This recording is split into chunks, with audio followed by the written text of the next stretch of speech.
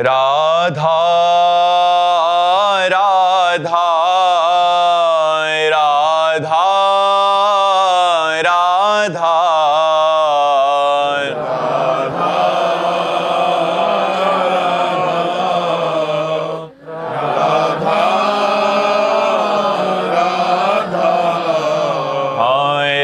राधा राधा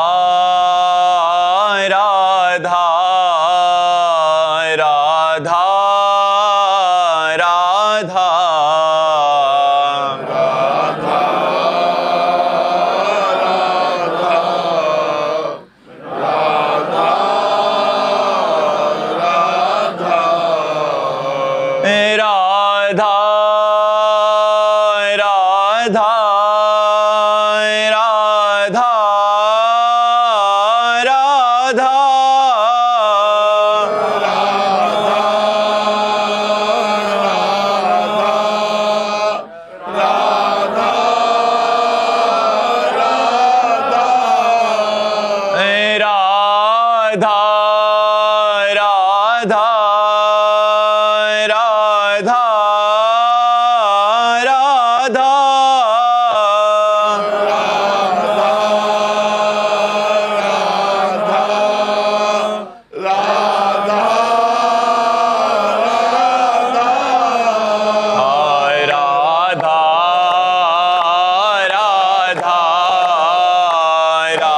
राधा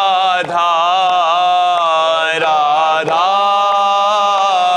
राधा राधा राधा राधा राधा श्री राधा वल्लभ लाल की, समस्त संत हरि भक्तन की, वृंदावन धाम की, सद्गुरुदेव भगवान की। उषा जी मुंबई से। राधे राधे महाराज जी। महाराज जी, अपने किसी प्रिय को खो देने के बाद हृदय में उमड़ती हुई दुख और शोक और ग्लानि, शंका, तड़फन को कैसे शांत किया जा सकता है? ज्ञान के द्वारा। अज्ञान में मोह से ग्रसित होकर के सारा संसार दुखी हो रहा है। जब तक ज्ञान नहीं होगा तब तक रोना नहीं होगा। कौन हमारा है? सब में भगवान विराजमान है। वही जब अंतर ध्यान हो जाते हैं तो कहा जाता है मर गया, और जब वही चैतन्य रूप होते हैं तो कहा जाता है जिंदा है। अब हमारे गर्भ से प्रकट हुआ या हमारे घर में प्रकट हुआ तो हम मान लेते हैं हमारा है। वो चैतन्य घन परमात्मा अपने कर्मों का भोग भोगने आता है और फिर चला जाता है। उसका किसी से संबंध नहीं रखता। हम अपनी तरफ से संबंध मानकर रोने लगते हैं। पांच तत्वों में विलीन हो गए और आत्मा कर्मों को लेकर नए जन्म में चला गया। हम यहाँ बैठे रो रहे हैं उसके लिए, मोह के कारण। जब तक मोह नाश नहीं होगा तब तक ये रोना धोना बंद नहीं होगा। इसका नाम मृत्यु लोक है। यहाँ सब मरेंगे, चाहे जो कोई हो, चाहे दुरात्मा हो, चाहे महात्मा अच्छा हो, चाहे बुरा, सबको यहाँ शरीर छोड़कर जाना पड़ेगा। फिर रोना क्यों? किस लिए रोना? जिसकी जितनी आयु है उतना रहेगा, इसके बाद चला जाएगा। जो पहले से तैयार न थे पछता कर चले गए। हम तुम सबको जाना है, जाने की तैयारी कर लो, नाम जप करो, भगवान के आश्रित रहो, भगवान के लीला चरित्रों को सुनो, तो ये मोह नष्ट हो जाएगा। मोह नष्ट होते ही आनंद की अनुभूति होगी, रोना धोना थोड़ी होगा।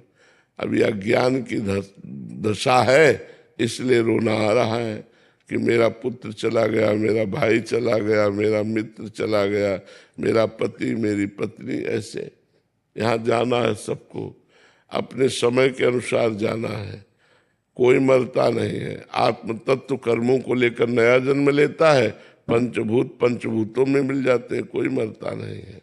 ये केवल हमारा मोह है कि मेरा था, वो किसी का नहीं था। वो न जाने कितने जन्म किस किस को माँ बाप बनाया, इस जन्म में तुम्हें बनाया, अगले जन्म में फिर और किसी का। तो ये सब मायाकृत है, इसलिए रोइए मत, नाम जप कीजिए और उस जीवात्मा को भी शांति मिले, नाम जप करके उसको दीजिए और स्वयं भजन कीजिए, आनंदित रहिए, मोह मत कीजिए, नहीं तो मोह तो बहुत ही दुखदायक है।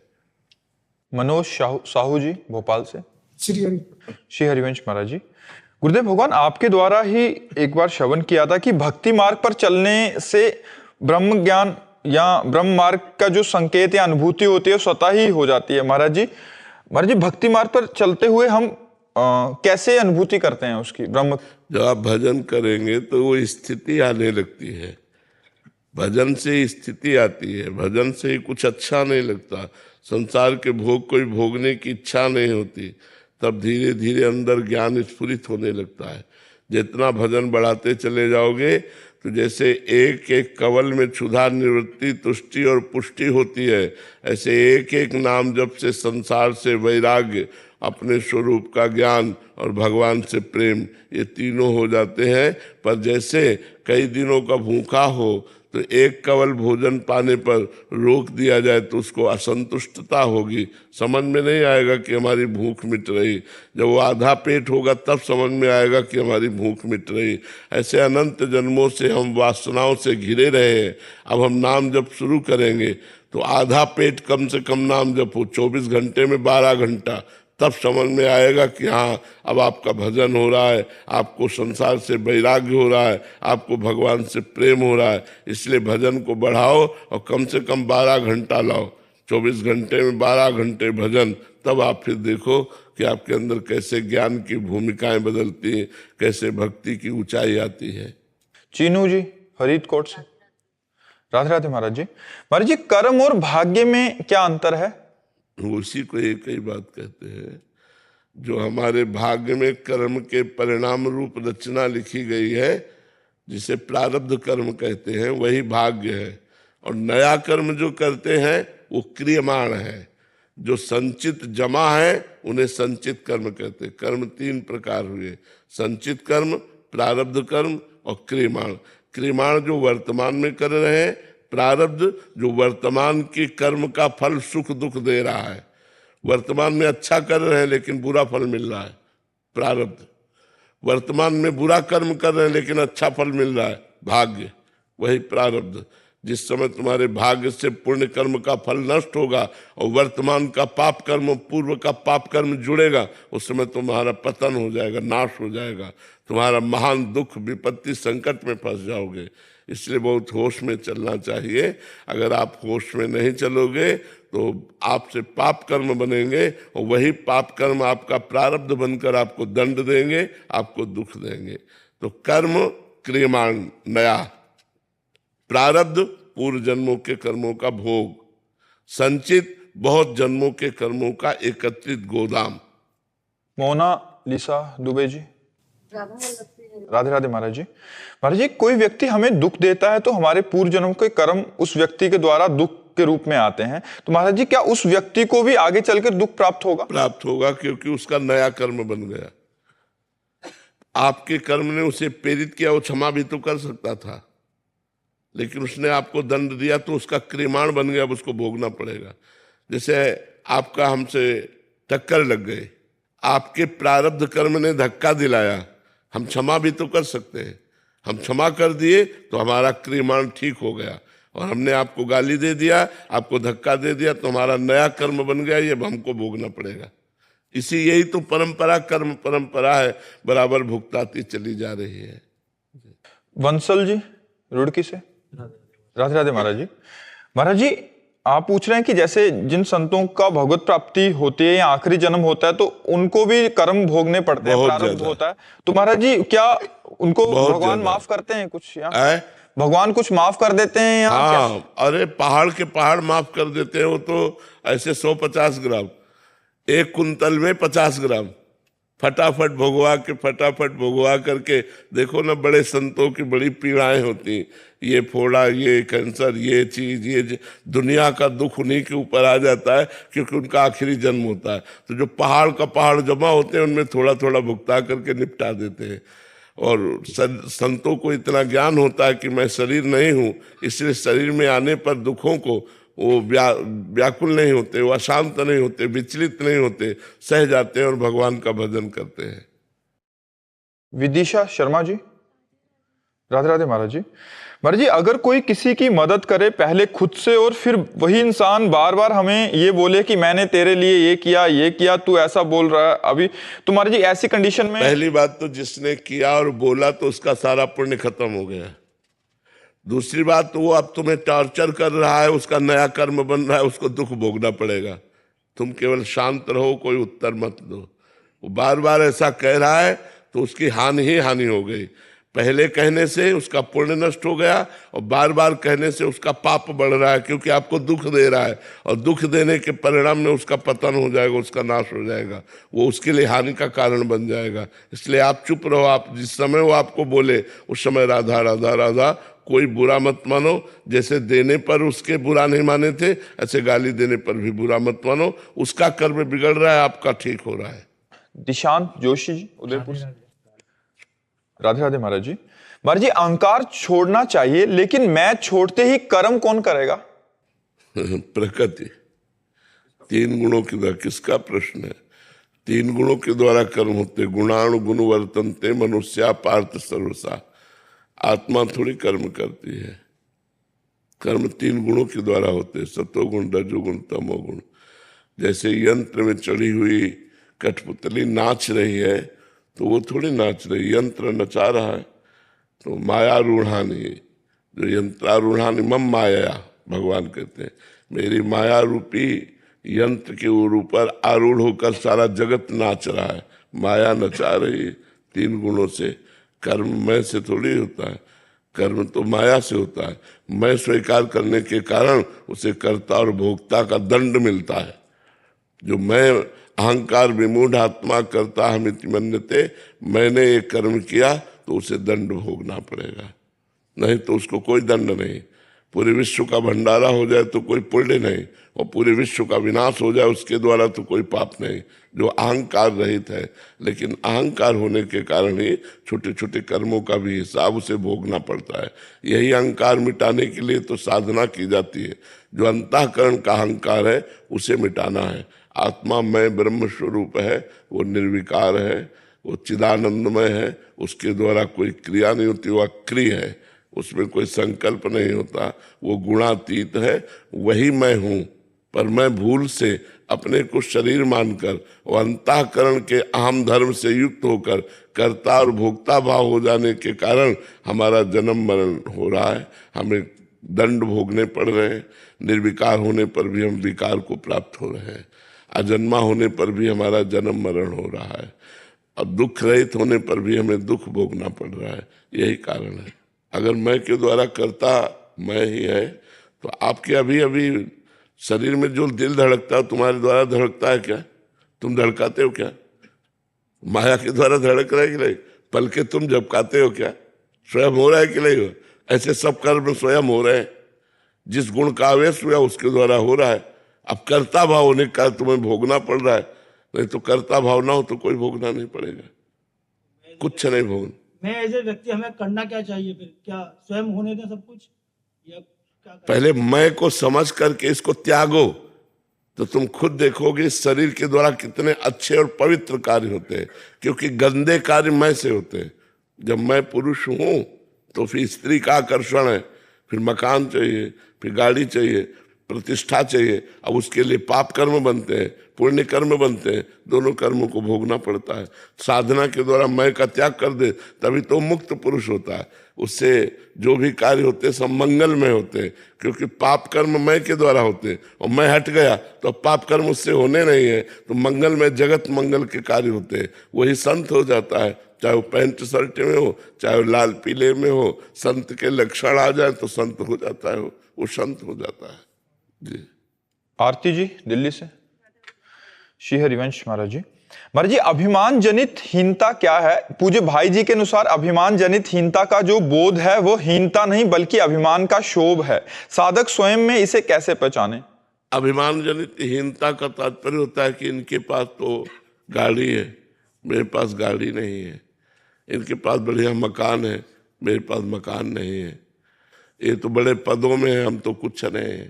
तो ये जो हीनता है ये जलाती रहती है, ये दैन्यता नहीं है, ये जलाती रहती है, कामना जनित हीनता है। दूसरों की उन्नति देखकर अपने हृदय में जो जलन हो रही है, मत्सरता, ये अहंकार। इससे बाहर कैसे? सर्वलोक महेश्वर भगवान अभी बताया नहीं, यद्यपि वो निर्धन है फिर भी लोक में धन्यवाद का पात्र है यदि हम धर्म से चल रहे हैं। गरीबी से चलो तो दीपक की तरह जलते रहोगे धर्म पूर्वक, और अगर ज्यादा जल्दी करोगे, पाप कर्म करके धनी बनना चाहोगे तो हाइलोजन की तरह जलोगे। एकदम फोकस हुआ और एकदम आराम से बुझ गए, और वो दीपक की तरह जलता हुआ कुल परंपरागत पवित्र भाव से चलेगा। पाप कर्म करने वाला कभी सुखी नहीं हो सकता। तो हमको ये नहीं देखना, अपने में हीनता नहीं लानी कि यार इनके तो ये है, इनके तो नहीं। भगवान ने मुझे जिस परिस्थिति में रखा है बहुत अच्छा रखा है और बड़ी उनकी कृपा है। देखो अगर भगवान हमारी आंखें ले लेते और फिर सोचो जीवन भर ऐसे बंद रहे तो घबराहट नहीं पैदा हो जाती। भगवान ने हमको आंखें दी, कान दिया, बोलने को दिया, चलने को दिया, चखने को दिया, मतलब हर। अब हम भगवान का धन्यवाद न दे करके हम इस बात से जले कि उसके गाड़ी अधिक है, उसके घर नहीं। हमको भगवान ने जितना दिया बहुत कुछ दिया। अब मैं भगवान का भजन करके भगवान को प्राप्त करूंगा, पाप कर्म नहीं करूंगा।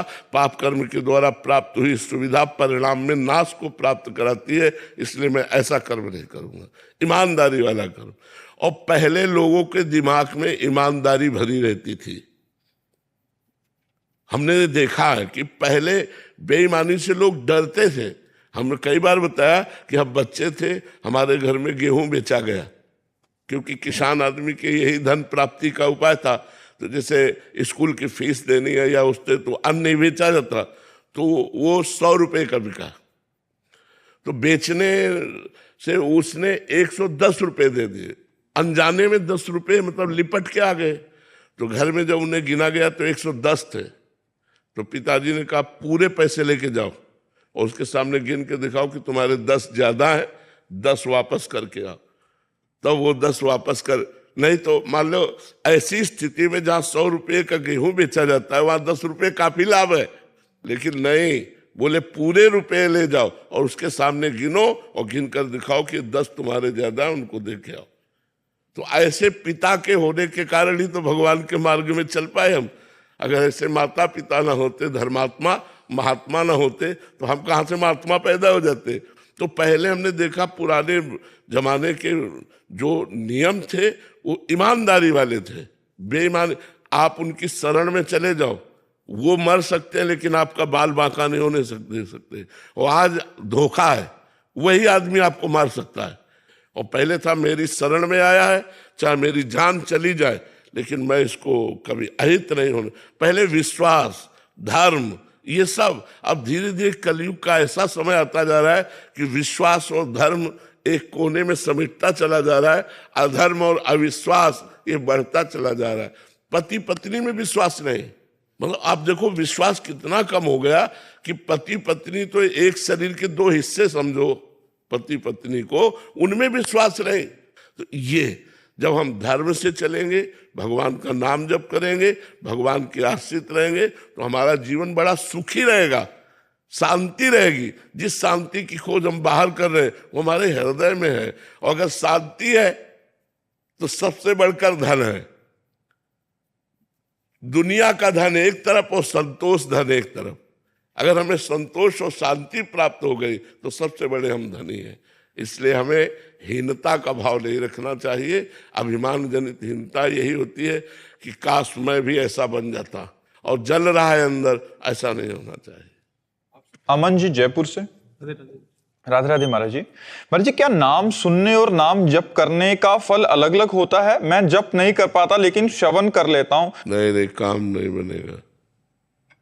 बराबर श्रवण थोड़ी करते हो, 24 घंटे बराबर श्रवण थोड़ी करते हो। तो नाम जप क्या है कि जैसे सांप अंदर बिल के बैठा हुआ है और ऊपर से लाठी चलाओ तो सांप के ऊपर कोई फर्क पड़ेगा क्या? ऐसे ही हमारा जो मन है वो अंदर है, हृदय में है, और कान से हम सुन रहे हो, मन संसार का चिंतन कर रहा है। आराम से कर रहा है कि नहीं? आप देखना, जब आप कान से सुन रहे हो तो देखना वो संसार का चिंतन कर रहा है, उस पर कोई फर्क नहीं पड़ रहा। अब उससे जपो आओ, राधा राधा राधा, मन से जपो आओ, अंदर तुम स्वयं जपो तो वो लगेगा, फिर नाम जप में लगेगा। तो कभी श्रवण कर लिया और कभी नाम जप भी किया। केवल श्रवण बराबर थोड़ी करते हो, थोड़ी देर किया इसके बाद खत्म। तो श्रवण में मन चंचल बना रहेगा, लेकिन जब मनन करेंगे तो स्वयं को मन को लगना पड़ेगा। इसलिए नाम जप करो स्वयं, कभी श्रवण कर लिया और कभी सुमिरन कर रहे हैं। श्रवण कथन सुमिरन सेवन चितलावहि। श्रवण कथन, श्रवण भी किया, कभी गा भी रहे हैं, कभी सुन भी रहे हैं और कभी जप भी रहे हैं। अंदर ही अंदर उसको सुमिरन कर रहे हैं, तब काम बनेगा। प्रधान कार्य श्रवण और कथन का तो सुमिरन ही है। सब साधनों का फल यही है कि अंदर ही अंदर हमारे भगवान का नाम चलने लगे, तब हमारा परम मंगल हो जाएगा, सारे पाप नष्ट हो जाएंगे। वैसे श्रवण मंगलम, भगवान की कथा, भगवान का नाम, भगवान की चर्चा श्रवण मंगलम, सुनने मात्र से मंगल कर देती है। लेकिन मन को लगाने के लिए हमें अंदर जप भी करना पड़ेगा, सुमिरन भी करना पड़ेगा। शिवम शर्मा जी गोवर्धन से, राधे राधे महाराज जी, आपके चरणों में कोटि कोटि प्रणाम।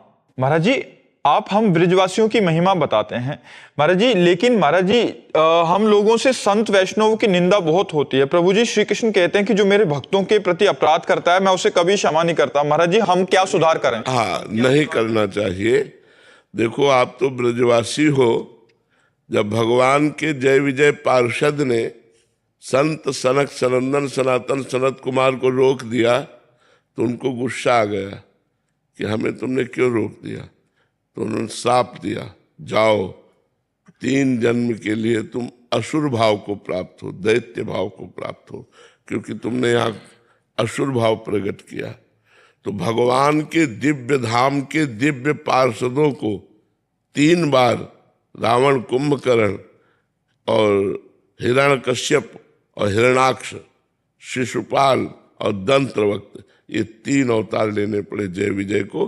तो भगवान भी अवतार लेकर उनका उद्धार करते रहे यद्यपि। लेकिन ये प्रसंग बताता है कि यदि भगवान के तुम निजी पार्षद भी हो और अपराध संतों का कर दोगे तो तुम्हारी दुर्गति हो जाएगी। इसलिए संतों की निंदा नहीं करनी चाहिए, चाहे वो ब्रजवासी हो, चाहे ब्रजवासियों को संत जन मानते हैं तो संतों को ब्रजवासी भी बहुत प्यार करते हैं। लेकिन किसी भी संत की निंदा मत करो। हो सकता है वो अभी 10 दिन से संत बना हो तो तुमको उसके आचरण गलत दिखाई दे सकते हैं, लेकिन वो 10 दिन का संत है, वो धीरे धीरे धीरे साधना करके अब वो पवित्र बनेगा। तो हमको किसी के दोष नहीं देखने हैं, हमें किसी की निंदा नहीं करनी है, हमको अपना उद्धार करना है। इसलिए पर दोष दर्शन, पर निंदा श्रवण, ये त्याग कर देना चाहिए। प्रतिभा दुबे जी, महाराज जी, अगर हम किसी कारणवश 4 धाम यात्रा ना कर पाए तो ऐसा क्या करें कि उतना ही पुण्य मिल जाए? भगवान का नाम जप। भगवान के नाम जप से सारे धामों का, सारे तीर्थों का, सारे व्रतों का, सारे शास्त्रों के स्वाध्याय का सब फल प्राप्त हो जाएगा। भगवान का नाम जप। ब्रह्म राम ते नाम बड़, वरदायक वरदान। भगवान से भी बढ़ करके भगवान का नाम है जो वर देने वालों को भी वरदान देने की सामर्थ्य रखता है। ब्रह्म राम ते नाम बड़, वरदायक वरदान। इसलिए भगवान का नाम जप करो तो आप परम पवित्र हो जाएंगे। अपवित्र पवित्रो वा सर्वावस्थांगतोपि वः यह स्मरेत पुंडरीकाक्षम सवायाभ्यंतरा शुचि। वो बाह्य और अभ्यंतर दोनों से परम पवित्र हो जाता है जो भगवान का नाम जप करता है। सारे तीर्थ भगवान के द्वारा ही बनाए हुए हैं और जो भगवान को भी अधीन कर ले वो भगवान का नाम है। इसलिए भगवान का नाम जप करो, 4 धामों की यात्रा का फल आपको प्राप्त हो जाएगा। तनिष्का भरद्वाज जी, राधे राधे महाराज जी। महाराज जी, ऐसा क्यों होता है कि कभी हमें भगवान से एक जुड़ाव सा महसूस होता है, पर कभी कभी जब उनकी जरूरत हो तो हमें लगता है कि भगवान हमसे दूर हैं? वो जुड़ाव नहीं होता है, 3 गुणों का प्रभाव है। जब सत्वगुण आएगा तो भगवान अच्छे लगने लगेंगे, भक्ति अच्छी लगने लगेगी। साधु संग अच्छा लगने लगेगा। जब रजोगुण आएगा तब भोग अच्छे लगने लगेंगे, भगवान के सामने पर्दा सा ढक जाएगा। और जब तमोगुण आएगा तो निद्रा, आलस्य, हिंसा, क्रोध, प्रमाद, ये सब बातें आ जाएंगी। तो ये 3 गुणों का चक्र सबके हृदय में चलता रहता है। जो भजन के द्वारा इन 3 गुणों को जीत करके त्रिगुणातीत हो जाता है, उसके ऊपर फिर प्रभाव, वो फिर एक रस भगवान की भक्ति में डूबा रहता है। जब तक हम 3 गुणों के अंतर्गत रहें तब तक हमारे भाव बदलते रहेंगे। जो गुण आएगा वो अपना प्रभाव हमको दिखाएगा। इसलिए हमको हर गुण के प्रभाव में नाम जप करना है, तो हम गुणों से पराजित ना होकर फिर त्रिगुणातीत हो जाएंगे। तो चाहे जो गुण आवे, चाहे रजोगुण आवे, चाहे तमोगुण आवे, चाहे सतोगुण आवे, मन लगे चाहे ना लगे, सुख मिले चाहे ना मिले, भाव बने चाहे ना बने, हमें राधा राधा राधा राधा रटना है, जिससे ये 3 गुणों से हम ऊपर उठ जाएंगे। अभी जुड़ाव नहीं है, वो तो सतोगुण का लक्षण है। अंशुल जी, राधे राधे महाराज जी। महाराज जी, आप कह रहे हैं कि आपको आपके शरीर में ना महाराज जी अभी एकदम किडनी फेल हो गया। किसके? महाराज जी लास्ट 6 महीने में ही 80% किडनी डैमेज हो गई है, अब 20% बची है, उसका इलाज चल रहा है मेरा। तो गाइडेंस चाहिए महाराज जी, मार्गदर्शन की कि ऐसे में क्या करना चाहिए।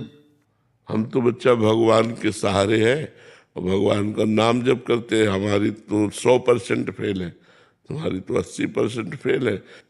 हम तुम्हें गाइडेंस क्या करें, हम शरीर में नहीं रहते, शरीर को पीड़ा, हम शरीर के दुख सुख में नहीं रहते हैं।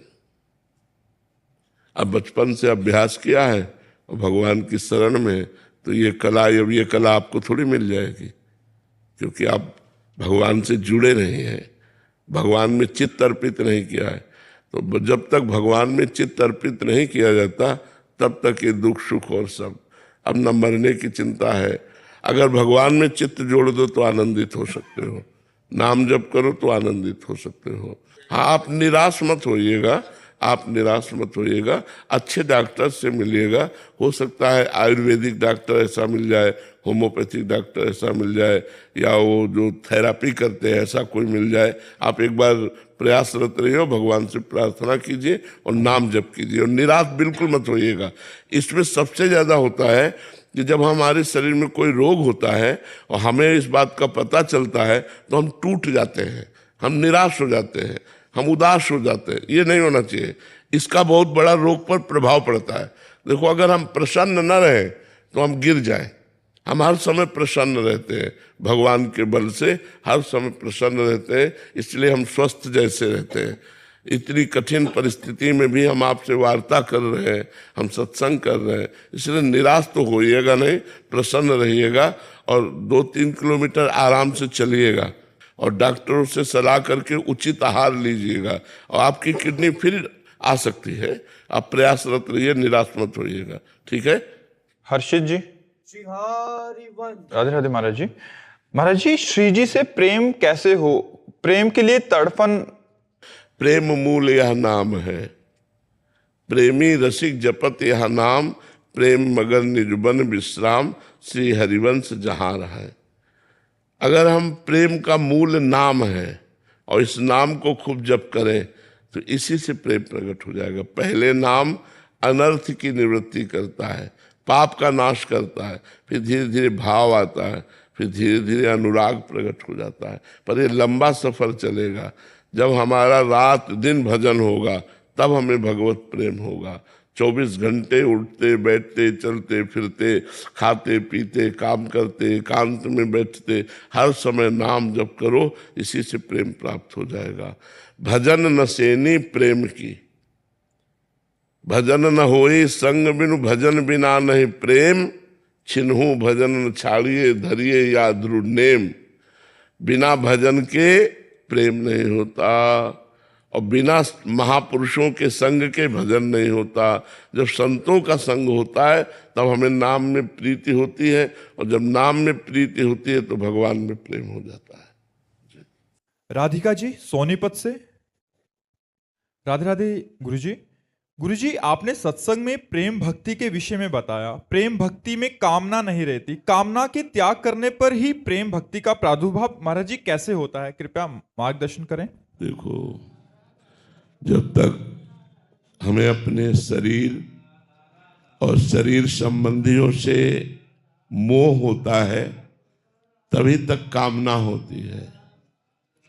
यदि हमारा शरीर भगवान को अर्पित हो जाए और सारे संबंध भगवान को अर्पित हो जाए, सारे संबंध, नाथ सकल संपदा तुम्हारी, मैं सेवक समेत सुत नारी, परिवार का संबंध भगवान के चरणों में, शरीर का संबंध भगवान के चरणों में, तो हमको भगवान की तरफ से ये ज्ञान प्राप्त होता है कि हमारे भगवान सर्वज्ञ हैं। सर्वज्ञ अर्थात सब कुछ जानते हैं, सर्वशक्तिमान, वो सब कुछ कर सकते हैं, सर्वत्र वो सब जगह विराजमान है। तो जो सब कुछ जानते हैं, सब कुछ कर सकते हैं, सब जगह विराजमान है, वो मेरे प्रभु हैं। तो मुझे फिर क्या मांगना, क्योंकि कोई अल्पज्ञ तो है नहीं कि उनसे को बताना पड़ेगा कि हमें क्या आवश्यकता है। तो जो वो विधान कर रहे हैं वो मेरे लिए परम मंगलमय है। जोई जोई प्यारो करे सोई मोहि भावे, भावे मोहि जोई सोई सोई करे प्यारे।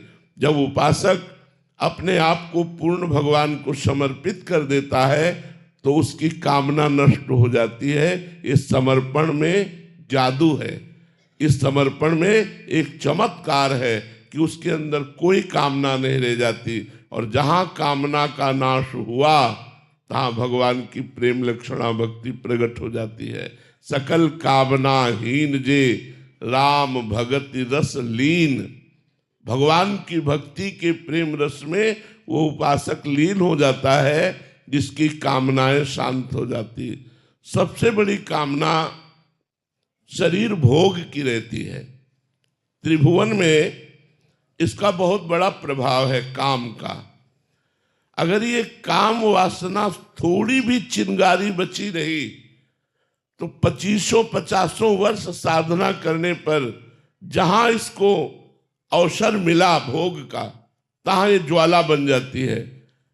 इसलिए उपासक को ऐसा नहीं समझना है कि मैं निष्काम हो रहा हूं, मेरे अंदर कोई कामना नहीं। भगवत प्राप्त महापुरुषों के हृदय में भी काम अपना प्रभाव दिखा देता है।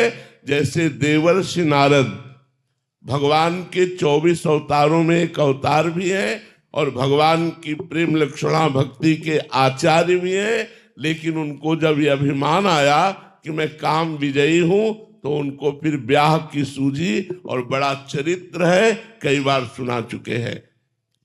जब उपासक अपने देहाभिमान को और देह संबंधियों को और देह संबंधी भोगों को भगवान के चरणों में समर्पित कर देता है तभी उसका समर्पण माना जाता है। और समर्पण का एक चमत्कार होता है कि उसके हृदय में कोई कामना नहीं रह जाती। और जिसके हृदय में कोई कामना नहीं होती वहां भगवान का प्रादुर्भाव हो जाता है।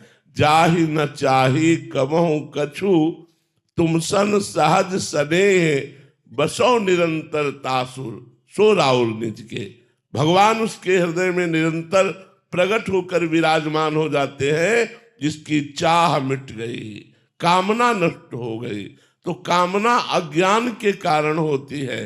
सर्वज्ञ भगवान से संबंध जुड़ जाने पर कोई कामना नहीं होती। अगर हुई भी तो वो नष्ट हो जाती है, वो शांत हो जाती है। इसलिए हमें भगवान की शरणागति स्वीकार करके निरंतर नाम जप करना है और कामनाओं को भगवान के चरणों में समर्पित कर देना है।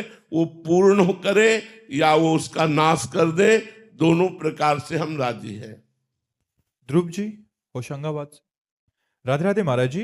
महाराज जी, श्री जी और गुरु कृपा से हमें ये पता चल जाए कि ये सिद्ध संत हैं तो उस सिद्ध संत से लाभ कैसे लें? उनकी वाणी का पालन करने से। संत सेवा साक्षात भगवान की सेवा है। उनको भोजन, औषधि, वस्त्र आदि से सेवा करना, उनके वास की व्यवस्था करना, उनके शरीर संबंधी आवश्यकताओं की पूर्ति करना और उनकी आज्ञा का पालन करना, इससे हमें संत कृपा का अनुभव होता है। और संत कृपा का अनुभव सीधे भगवान से जोड़ता है। बड़े भाग पाइब सत्संगा, बिनहि प्रयास होय भव भंगा।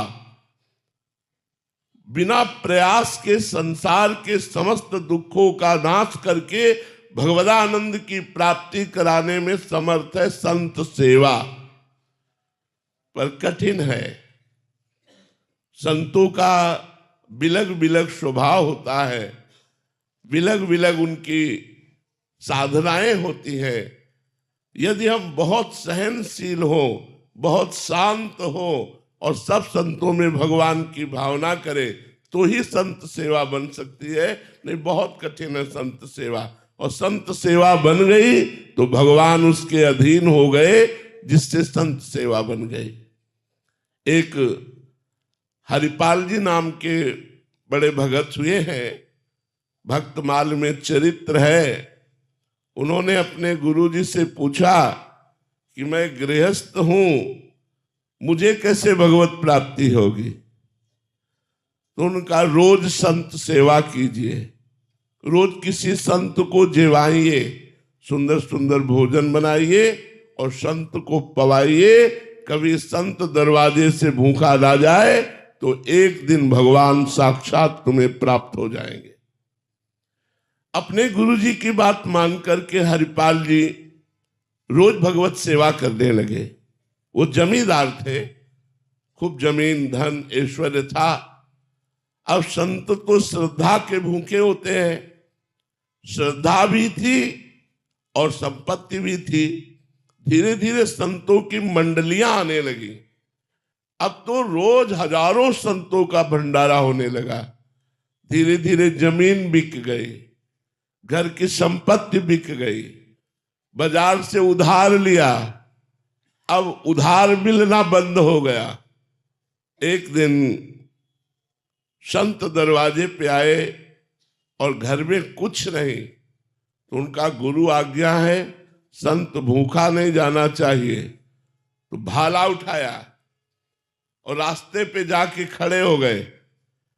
और जो न राम बोलता, न कृष्ण बोलता, न गले में कंठी, न मस्तक में तिलक, तो सीधे भाला उसके गले पे रखते और उसके पास जो होता वो छीन लेते और छीन करके संत सेवा करते कि इसका भी कल्याण होगा और संत सेवा भी होगी। अब जब लोगों को ये पता चला कि हरिपाल सिंह डाकू हो गए और रास्ते में जो कोई राम बोल दे तो नहीं फिर लेते थे, कृष्ण बोल दे, हरि बोल दे तो नहीं लेते थे, गले में कंठी हो, मस्तक में तिलक हो तो प्रणाम करते थे। जो संसारी आदमी होता उसे लूट लेते थे और उसकी संपत्ति को भक्तों की सेवा में लगाते थे जाके। तो अब उस मार्ग से जो जाता वो राम राम बोल के जाता, कृष्ण नाम बोल के जाता। कोई तिलक लगा ले, कोई कंठी लगा ले तो बच जाए। वो जंगल का रास्ता था। अब हरिपाल जी को कोई लूटने वाला मिलता ही नहीं, क्योंकि जहां देखते हरिपाल जी राम राम, कृष्ण कृष्ण, हरि हरि, ऐसा लोग बोलने लगे। एक दिन साधु मंडली आई, अपनी पत्नी से कहा अब तो लूटने वाला भी हमारा जो विचार था वो गलत हो गया, कोई मिलता ही नहीं, किसको लूटे, सब राम राम बोलते हैं, हरि हरि बोलते हैं। जाता हूं, अगर आज संत सेवा नहीं हुई तो मैं प्राण त्याग दूंगा, अपने संतों को भूखा नहीं जाने दूंगा। मैं ये नहीं देख सकता कि गुरु आज्ञा का उल्लंघन हो। भगवान सर्वज्ञ है, वो सब कुछ देखते हैं, सब कुछ जानते हैं। भगवान ने श्रृंगार शुरू किया। द्वारिकाधीश रुक्मिणी जी ने कहा कहां जा रहे हो प्रभु? बोले एक महान भक्त को दर्शन देने जा रहे हैं। तो बोले आप अकेले अकेले नहीं जाओगे, हम भी जाएंगे। तो बोले देखो पूरा श्रृंगार करके चलना होगा, हमारे साथ चलना होगा तो, और कोई भी भागवतिक चिन्ह नहीं धारण करने, और रास्ते में केवल धन की बात करनी है, रामकृष्ण हरि भगवत चर्चा कोई नहीं करनी। बोले प्रभु आज तक तो हमने ऐसा अजीब भक्त नहीं देखा, भक्त तो भगवत चर्चा सुन के प्रसन्न होते हैं। बोले नहीं, कोई भगवत चर्चा नहीं करनी, श्रृंगार पूरा कर लो, कोई भागवतिक चिन्ह नहीं धारण करना। हरिपाल जी उदास खड़े थे उसी मार्ग में कि कोई निकले तो मैं चोरी उसकी वस्तुओं की करके संतों का भंडारा कर दूं। बड़ी मंडली संतों की बैठी हुई है। जो ही नजदीक गए, सोई भगवान ने कहा, भैया सुनते हैं इस मार्ग में चोर लगते हैं, आपको मैं 2 असरफियां देता हूं, मुझे पार कर दोगे? हरिपाल जी से ही। तो हरिपाल जी ने कहा, ये तो बहुत बड़ा धनी आदमी। बोले, हम बिल्कुल पार कर देंगे, असरफियां अपने पास रखो। उन्होंने सोचा 2 असरफी से क्या होगा, पूरा लूटेंगे इसे। तो द्वारिकाधीश और रुक्मिणी जी स्वयं लूटने के लिए, लिखित है श्री मद्भक्तमाल जी में, चरित्र है हरिपाल जी का। श्री रुक्मिणी जी और द्वारिकाधीश जब बीच जंगल में पहुंचे तो भाला निकाला और भगवान की तरफ भाला किया, का सब मुकुट आभूषण करधनी बाजूबंद सब उतार के रख दो। भगवान उतारने लगे तो रुक्मिणी जी ने कहा, सुदर्शन चक्र की याद करो, ये भाला क्या करेगा, आप इसके सुदर्शन चक्र से मार दो। भगवान ने कहा, हम मारने नहीं आए, हम जिस भक्त के दर्शन कराने लाए थे वो यही है। इशारे से बताया और कहा, सब आभूषण उतार दो। तो रुक्मिणी जी ने सब आभूषण उतार दिए, लेकिन सुहाग के चिन्ह को रोक लिया। तो हरिपाल ने कहा, इससे 10 संतों की भूख मिटेगी, सीधे उतारो नहीं भाला से। रुक्मिणी जी और भगवान उनकी इस भक्ति को देखकर अपनी गुरु आज्ञा के पालन के लिए वो निम्न कार्य में भी, चोरी में भी उतर गए। तो भगवान द्वारिकाधीश और रुक्मिणी जी प्रकट हो गई, उनको दर्शन दिए और कहा, मेरे आभूषण ले जाओ। अब ये कुल परंपरागत तुम्हारे यहाँ लक्ष्मी बनी रहेगी, क्योंकि साक्षात महालक्ष्मी का अवतार रुक्मिणी जी हैं। इनके आभूषणों से आभूषण प्रकट होते रहेंगे और कभी भी तुम्हारे घर से लक्ष्मी नहीं जाएगी। साक्षात द्वारिकाधीश रुक्मिणी जी को देखकर साष्टांग दंडोत हुए। हरिपाल जी को भगवत साक्षात्कार हुआ। यदि हम संत सेवा में उतरे तो बिक जाए चाहे, लेकिन संत हमारे दरवाजे से भूखे ले जाए तो भगवान की प्राप्ति हो जाती, निश्चित प्राप्ति हो जाती। एक महाराष्ट्र में सागाल साथ सेठ ने, उनके गुरुजी ने भी उनको आज्ञा दी संत सेवा की। वो रोज जाते 10-20 किलोमीटर में कहीं भी एक संत मिलते, उनको लिवा के आते, भोजन पवाते। 12 वर्ष व्यतीत हो गए। 12 वर्ष में हर कार्य सिद्ध हो जाता है। 12 वर्ष तक यदि जप करो तो जप सिद्ध हो जाएगा। 12 वर्ष तक अगर आप संयम से रहो तो आपका संयम सिद्ध हो जाएगा। तो 12 वर्ष संत सेवा पूर्ण होने वाली थी और ऐसी वर्षा शुरू हुई, उस दिन कोई संत नहीं मिला तो भूखे रह गए। उनकी पत्नी और उनका पुत्र चिलैया और उनका नाम सागाल साहब था, तीनों भूखे रह गए। दूसरा दिन हुआ वही वर्षा, तीसरा दिन हुआ, चौथा दिन हुआ। पत्नी ने कहा, हमारा नियम था बिना संत को पवाए हम पाएंगे नहीं, तो हमारे चाहे प्राण चले जाएं पर हम संत को पवा के ही पाएंगे। लेकिन मेरा बेटा अभी छोटी अवस्था का है, 13-14 वर्ष का है, 4 दिन भूखे हो गए, ये मैं बर्दाश्त नहीं कर सकती, इसलिए आप जाओ और किसी संत को लाओ। अब ऐसी वर्षा में कहां संत मिलने वाले, तो स्वयं भगवान संत वेश धारण करके चौराहे पे बैठे मिले। अरे सागर सा के तो मानो प्राण आ गए हो, दौड़ के गए, पर देखा उनके शरीर से कुष्ठ चू रहा है, मवाद चू रहा है, पर तिलक लगाए हुए संत वेश में साष्टांग दंडवत किया। कहा, भगवान हमारा व्रत था, बिना संतों को भोजन पवाए हम पा नहीं सकते। 4 दिन हो गए, हमारे परिवार में किसी ने जल भी नहीं पिया।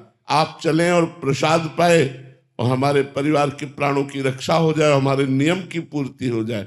उनका हाँ चल सकते हैं, लेकिन मैं चलने लायक नहीं हूं, मुझे कोई अपने कांधे पे ले चले। तो उनका, आओ प्रभु मेरे कांधे पे बैठो। उनका नहीं, एक आदमी तो मक्खी उड़ाने के लिए चाहिए ना, अपनी पत्नी को लिवा के लाओ और वो हमें कांधे पे बैठा ले। गए, घर में पत्नी से कहा, पत्नी आई, जे ही वो बीभत्स रूप देखा, यहाँ घाव यहाँ घाव, मवाद चू रहा है, और उसके मन में आया, नहीं संत के प्रति दोष दर्शन नहीं करना, मुझे संत सेवा करनी, इसलिए बैठा ला।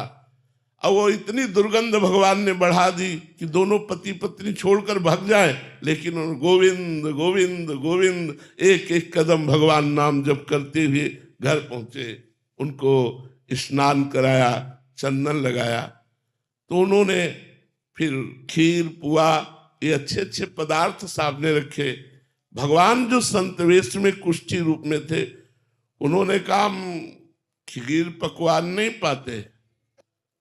तो उनका प्रभु हम तो वैष्णव हैं, हमारे यहाँ तो प्याज लहसुन भी नहीं बनता, आप संत वेश में आए, आप भूखे वापस लौट जाएंगे, आप रुकिए, मैं कसाई वाले से मांस लेकर के आता हूं। उन्होंने कहा नहीं नहीं, कसाई वाले का मांस नहीं चाहिए, ये हम बहुत बड़े संत से प्रवचन में उनके सुना था, हमें कसाई वाले का मांस नहीं चाहिए, यदि आप पवाना चाहते हो तो अपने पुत्र का मांस पवा दो। तो पत्नी की तरफ देखा और कहा ये क्या संत है, लेकिन संत पे दोष दर्शन करके या उनको भूखा वापस करके। तो उनका प्रभु यदि आपकी आज्ञा हो तो मैं अपने पुत्र की हत्या करूं और आपके लिए मांस बनाऊं। बोले मुझे इससे मतलब नहीं, मुझे पाना है, लेकिन यही घर में पाना है, बाहर से कुछ लाना नहीं। जेहू अपने पुत्र की हत्या करने के लिए उद्यत हुए, देवी भगवान प्रकट हो गए। उनका बस मैं यही देखना चाहता था कि संत के प्रति तुम्हारा कितना समर्पण है। संत के प्रति समर्पण, मोरध्वज ने अपने पुत्र को आरे से चीर दिया।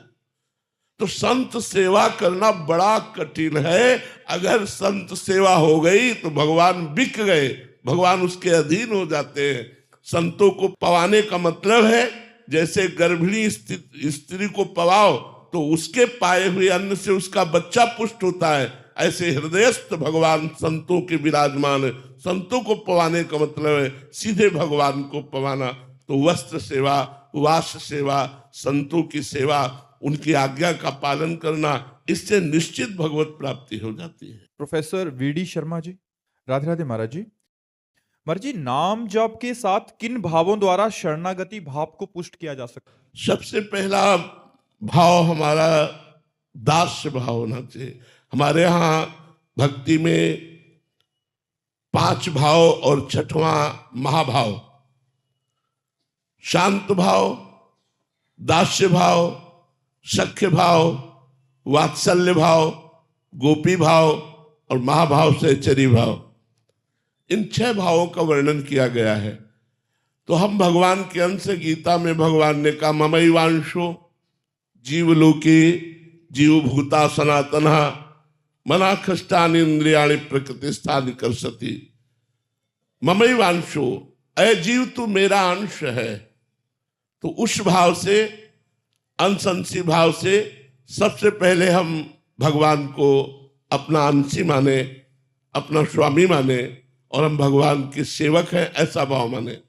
श्री हनुमान जी महाराज राम जी के चरणों को लिए हुए बैठे थे। परम ज्ञानी वशिष्ठ जी ने सभा को जलाने के लिए कि हनुमान जी ज्ञानी नाम अग्रगण्यम है, बुद्धिमताम वरिष्ठम है, बुद्धिमानों में सबसे श्रेष्ठ है। पूछा हनुमान तुम कौन हो? हनुमान जी ने वशिष्ठ जी की तरफ देखा कि इतना बड़ा ज्ञानी महात्मा प्रश्न कर रहा है, जरूर गूढ़ उत्तर देना चाहिए। तो उनका प्रभु शरीर भाव से ये स्वामी है और मैं दास हूं। प्रभु अंश भाव से मैं अंश हूं, ये हमारे अंशी हैं। और प्रभु दास भाव से ये स्वामी, मैं सेवक। और स्वरूप भाव से जो सियाराम वो विराजमान, वो सियाराम यहां विराजमान है।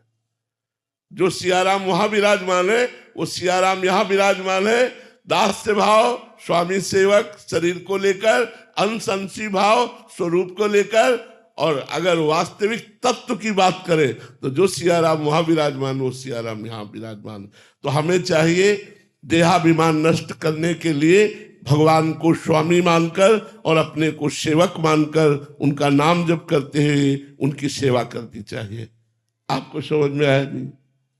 कोई इसमें प्रश्न आपका? जी मोहित जी, प्रश्नकर्ता कह रहे हैं कि महाराज जी धर्म पत्नी को खुश रखने के लिए कोई मंत्र है, अगर वो नाराज हो जाए? देखो, इसके हम विशेषज्ञ नहीं हैं, लेकिन शास्त्र के अनुसार हम बता सकते हैं कि यदि हम अपनी धर्म पत्नी की कामना पूर्ति करें और उसके मन के प्रतिकूल कभी आचरण न करें तो वो हमारे अधीन हो जाएगी। उसके मन के प्रतिकूल आचरण न करें और सदैव उसकी कामना की पूर्ति में तत्पर रहे और अन्य स्त्री से संबंध न बनावे। अगर कामना की पूर्ति भी करेंगे और उसको ये पता चले कि आप किसी अन्य स्त्री से संबंध बनाए हैं तो शायद है वो आपको पसंद नहीं करेगी। कोई भी पत्नी ये पसंद नहीं करेगी कि उसका पति किसी पर स्त्री से प्रेम करे। तो आपको चाहिए कि संपूर्ण वृत्ति लगाकर अपनी पत्नी में भगवान का दर्शन करते हुए उसमें प्रेम कीजिए और कामना की उसकी पूर्ति कीजिए। प्रतिकूल अगर वो व्यवहार करती है तो आप मुस्कुराकर शांत हो जाइए। इसी से आप अपनी पत्नी को अधीन कर सकते हैं और दूसरा कोई उपाय नहीं है, कोई ऐसा मंत्र नहीं है कि हम आपको बताएं। महाराज जी आपको हर एक विषय का ज्ञान कैसे है महाराज जी? आप ना गृहस्थी में गए, पिता का क्या कर्तव्य है, पति का, पुत्र का, पत्नी का? चूंकि भगवान हमारे सब रूपों में विराजमान है, जब भगवान का ज्ञान हो जाता है तो सब ज्ञान हो जाता है। आप किसी भी विषय में प्रश्न कीजिएगा, भगवान तुरंत आपको उत्तर देंगे बिना सोचे विचारे, क्योंकि भगवान ज्ञान स्वरूप है ना, वही भगवान हमारे हृदय में बैठे हैं। तो जहां आप प्रश्न करते हैं तो प्रश्न बाद में पूरा होता है, उत्तर हमारे दिमाग में पहले आ जाता है। नहीं तो हमको ये कोई बताते थोड़ी कि आज क्या प्रश्न करना है। जो प्रश्न करो आप तुरंत उत्तर लीजिए, उसका सटीक उत्तर लीजिए। ऐसा नहीं कि मनमानी उत्तर। अगर आप राजी नहीं है तो आप खड़े होकर बोल सकते हैं कि मैं आपके उत्तर से राजी नहीं हूं, आपको प्रमाण सहित हम उस उत्तर को प्रमाणित करेंगे कि ये शास्त्र सम्मत और भागवतिक उत्तर है, ये कोई मनमानी मनगढ़ंत बातें नहीं है। श्री राधा वल्लभ लाल। श्रद्धा मिश्रा जी। श्री राधा वल्लभ श्री हरिवंश। श्री हरिवंश महाराज जी। महाराज जी, सन्मुख होए जीव मोहि जबहि, जन्म कोटि अगनाहि तबहि। महाराज जी, सुंदर कांड की चौपाई आपके श्रीमुख से सुनकर ये विनती लेकर आई हूं कि आप मेरा उद्धार करें। गुरुदेव, इस अधम से प्रतिकूलता आते ही प्रभु के प्रति अविश्वास एवं शाब्दिक अपराध बन ये जाता तो है। नहीं होना चाहिए, ये नहीं होना चाहिए। नहीं, ऐसा नहीं होना चाहिए। अपने प्यारे के द्वारा दी हुई प्रतिकूलता प्यारे में प्रेम बढ़ाती है, ना कि प्यारे पर अश्रद्धा कर लेती है। ऐसा नहीं होता। नहीं, एक ऑफिसर थोड़ा लेट पहुंचा तो उसकी पत्नी ने कहा, जी हम तुमसे रोज प्रार्थना करती हैं आप समय से आ जाया करो, आप लेट क्यों हो जाते हो, आज तो बहुत लेट हो गए। तो उसने पिस्तौल निकाली, खोला, गोली भरी, फिट किया, पत्नी की कनपट्टी में लगा दिया। तो कहा, ये सब नाटकबाजी बाहर किया करो। बोले असली गोली है, तुम्हें डर नहीं है? बोले मेरे प्रीतम हो, मुझे डर नहीं है, तुम मेरे प्यारे हो, ऐसा कर ही नहीं सकते। उसने हंसकर पिस्तौल नीचे रख ली। बात समझ में आई? प्रभु मेरे प्यारे हैं और मंगल भवन है, उनकी ताकत ही नहीं कि वो मंगल कर सके। उनका जिन्होंने मारने का प्रयास किया उनको तो परम पद दे दिया और हम राधा राधा बजते हैं वो हमारा मंगल कर देंगे। कैसी बात करते हो? जिन्होंने प्रभु को मारने का प्रयास किया, जैसे पूतना अपने स्तनों में जहर लगाकर 6 दिन के भगवान थे, उनको मारने के लिए गई तो उनको वो पद दिया जो यशोदा मैया को मिलना चाहिए। ऐसे कृपाल भगवान क्या भजन करने वालों को या अपने भक्तों को वो आप मंगल करेंगे, वो दुख दे देंगे, वो विपत्ति दे देंगे? नहीं, ऐसा भगवान का ऐसा स्वभाव नहीं है। हमारे भगवान, जैसे हम सूर्य भगवान को कहें कि तुम में ताकत हो तो अंधेरा करके दिखाओ, तो वो नहीं दिखा सकते, क्योंकि जब तक वो रहेंगे अंधेरा हो ही नहीं सकता। ऐसे भगवान मंगल भवन है, भगवान की ताकत नहीं कि किसी का मंगल कर सके। भगवान ने जिनको मारा उनको योगी जन दुर्लभ परम पद दे दिया, परम पद दे दिया जिनको मारा। फिर जिनको प्यार करते हैं उनकी बात क्या है? तो अगर हम भगवान के भक्त हैं तो विपत्ति में, दुख में, संकट में घबराए नहीं, उन्हीं से प्रार्थना करें कि हमको ऐसी सामर्थ्य दीजिए। एक वो संसारी गीत में है ना, ऐसी शक्ति हमें दे न दाता, मन का विश्वास कमजोर होना। ऐसी विपत्ति, ऐसे दुख हमारे जीवन में आए जिससे हम आप पर विश्वास कर सकें, आप पर दृढ़ता कर सके, कहीं ऐसी परिस्थिति न भेज देना कि हमारा विश्वास आपसे टूट जाए। भगवान से प्रार्थना करो। ये बहुत कमजोर बात है कि विपत्ति में, दुख में हम घबरा कर भगवान पर अश्रद्धा कर लें या विश्वास। नहीं, उस समय तो और श्रद्धा करने की बात है, क्योंकि वही हमें विपत्ति का नाश कर सकते हैं। हरि स्मृति सर्व विपद विमोक्षणात्, भगवान का स्मरण ही समस्त विपत्तियों से बचाता है। और भगवान का स्मरण छूट गया तो अश्रद्धा हो गई, तब तो हम गए, फिर हमारा कौन साथी है? विपत्ति में कौन साथी है संसार में? नहीं, संसार में कोई साथी नहीं है, एकमात्र भगवान साथी हैं। तो भगवान के सन्मुख रहो। और हमें तो ऐसा नहीं लगता कि कोई विपत्ति ऐसी है जो हमें परास्त कर सके, क्योंकि हम भगवान के जन हैं। ऐसा नहीं हो सकता, कोई बाल बांका नहीं कर सकता। भगवान के जन हैं हम, भगवान की शरण में हम बचपन से देख रहे हैं। तो एक एक कदम भगवान का प्यार दुलार हमको देखने को मिला है। नहीं, भगवान बहुत कृपालु हैं। कभी ऐसा मत करो, कोई भी अश्रद्धा मत करना। श्रद्धा मात्र से आपको समझ में आ जाएगा भगवान कितने कृपालु हैं। गुरुदेव, ये जीव जानता है लेकिन फिर भी ये नहीं होता। ये जानते हैं महाराज जी, पर कभी कभी शाब्दिक अपराध बन जाता है, भगवान को भी उल्टा सीधा बोल देते हैं। ये चलेगा? कैसे चलेगा? जैसे हम आपसे प्यार करते हैं, अब हमको नाराजगी लगी तो हम किससे लड़ेंगे? आपसे ही तो लड़ेंगे। लड़ना बात अलग है, अश्रद्धा बात अलग है। लड़ने में और प्यार होता है। हम किससे कहें? आपके होते हुए हमारी ये दुर्दशा, और हम किससे कहें? हम आज रात आठों पहर आपकी सेवा करते हैं, हमारी दुर्दशा आप देखकर चैन से रह रहे हो। ठीक है, जाओ, हम आपसे बात नहीं करते। वो एक लड़ना होता है, उसमें प्यार होता है। हम भी लड़ते हैं अपने भगवान से, उसमें प्यार होता है। अश्रद्धा शब्द अलग है और लड़ना शब्द अलग है। लड़ने में प्यार होता है, अपने प्यारे से लड़ने में एक और आनंद की अनुभूति होती है। बाद में रोना भी तो आता है। आप लड़ के देखो, वो इतना आनंद दे देंगे कि रोना आ जाएगा। आपसे लड़े, आप क्षमा कीजिए, ऐसा आ जाएगा। पर अश्रद्धा होना अलग बात है। अश्रद्धा नहीं, प्यार में लड़ना होता है। अश्रद्धा एक अलग चीज है और प्यार में लड़ना एक अलग चीज है।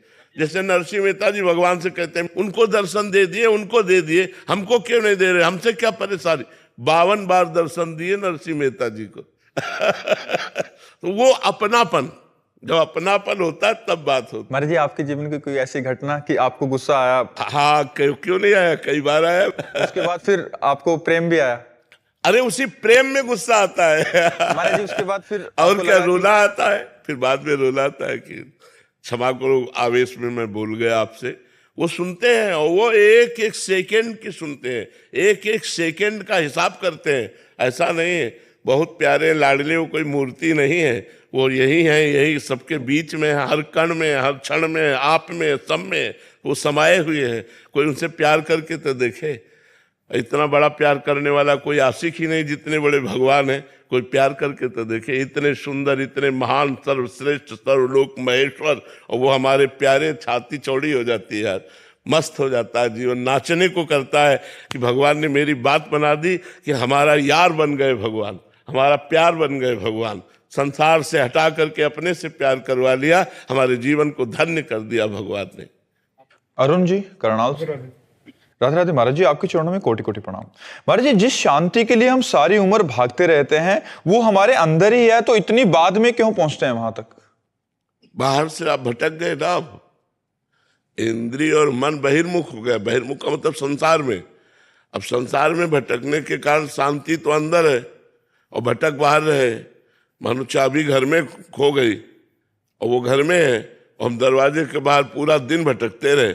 शाम के जब थक के आए तो पता चला चाबी तो घर में ही है। तो शांति तो हृदय में है, तो हृदय में टिकते कहाँ हैं? सारा हृदय बाहर फैलाए हुए है, संसार के सारे रागों में फैलाए हुए है। तो यहाँ शांति थोड़ी। दुखालयम अशांततम। जैसे मिठाई की दुकान में जाओ और वहां बोलोगे जरा गीता जी देना, तो आपको कहेगा ग्रंथालय में जाओ, ये तो मिष्ठान भंडार है। तो संसार को भगवान ने क्या लिखा है? दुखालयम अशाश्वतम, हेडिंग डाल दी ऊपर। ये दुख का घर है और नाशवान है। महाराज जी, फिर क्या संसार गृहस्थी छोड़ के? छोड़ना कहाँ है? छोड़ना थोड़ी कुछ है, कभी कुछ छोड़ना नहीं है, परिवर्तन करना है और जोड़ देना है।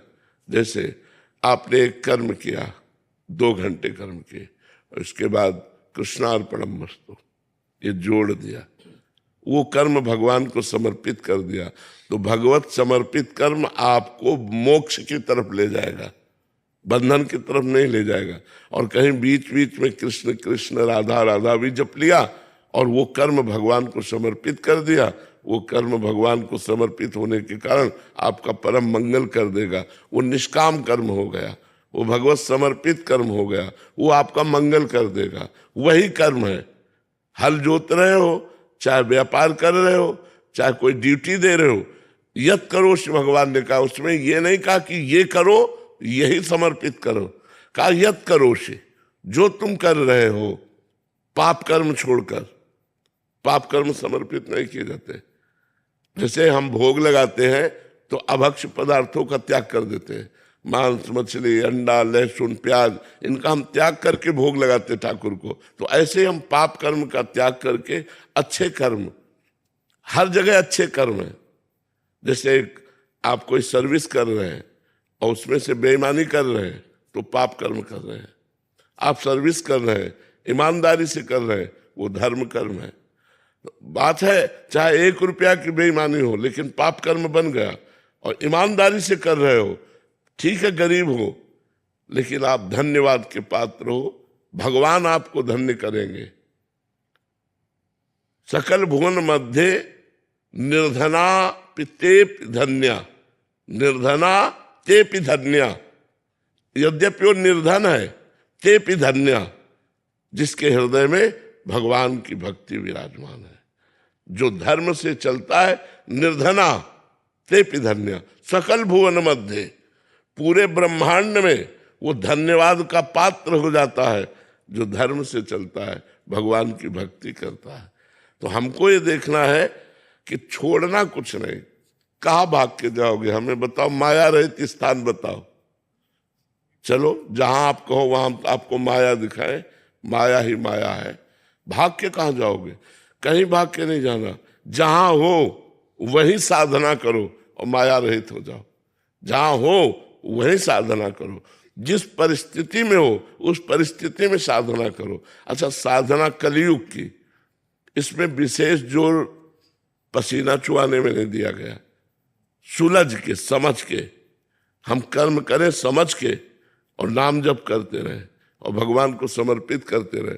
देख लो जीवन आपका क्या हो जाएगा। आप स्वीकार करो, केवल इस बात को स्वीकार करो। मान लो आपको 8 घंटा हो गया काम करते हुए और भगवान को भूले रहे। 8 घंटा के बाद, हे करुणामय प्रभु, ये 8 घंटा संसार की सेवा ऐसी थी कि मैं आपको भूल गया। ये 8 घंटा कर्म, जो 8 घंटा समय है, वो मैं आपको समर्पित करता हूं। आप करके देखो, सब लोग आप करके देखो, आपको कितना आनंद आएगा। छोड़ना नहीं, माया छुड़वाएगी। हम कह रहे हैं 20 घंटा भूल गए, आप समर्पण ही नहीं किया, तो 20 घंटा को टोटल समर्पण करो। हे नाथ, मैं 20 घंटा से संसार के राग में ऐसा भूल गया, ये टोटल 20 घंटा मैं आपको समर्पित करता हूं, कृष्णार्पणमस्तु। आप इसका फल देख लीजिएगा, इसका फल देख लीजिएगा, परम लाभ प्राप्त होगा इसका। आप देख लीजिए, इसे भागवत धर्म कहते हैं। जो कृष्ण समर्पण है ये भागवत धर्म है। कर्म का समर्पण भागवत धर्म है, बिल्कुल सरल है। आप जो कर रहे हो, बस पाप कर्म नहीं। पाप कर्म जब हो जाए तो उसका प्रायश्चित कर लेना चाहिए। एक तो होने ना पावे, अगर हो जाए तो उसका प्रायश्चित कर लेना चाहिए। गंगा यमुना स्नान करके, कुछ पाठ करके, कुछ दान पुण्य करके उनको नष्ट कर देना चाहिए, जिससे हमें अगले जन्म का हिसाब न बन जाए वो पाप कर्म। तो पाप कर्म नष्ट कर दिया और सारे कर्म भगवान को समर्पित कर दिए और नाम जप कर रहे हैं, तो हमारा घर बैठे कल्याण हो गया। घर बैठे सबका कल्याण हो जाएगा। हमारी बात मान लो, राधा राधा जपो और अपने कर्मों को भगवान को समर्पित कर दो।